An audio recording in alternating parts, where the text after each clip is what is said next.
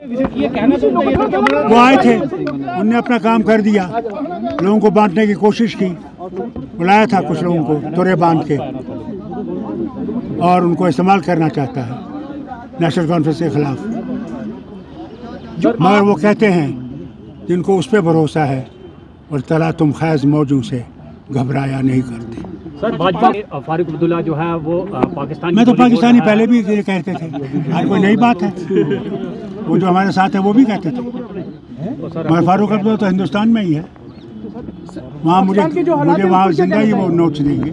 Sir जो आम आदमी पार्टी पे एलिगेशंस लग रहे हैं, उसको क्या लगता है कि उसको कि दिल्ली में क्या करने की कोशिश कर रही है भाजपा? जनाब, जिन लोगों ने पाकिस्तान के पैसे यहाँ बांटे, जिन लोगों का नाम मेरे पास एज मुख्यमंत्री पहला था जब अडवाणी जी ने मुझे लिस्ट भेजी 20 की, वो आज इनके प्यारे हैं।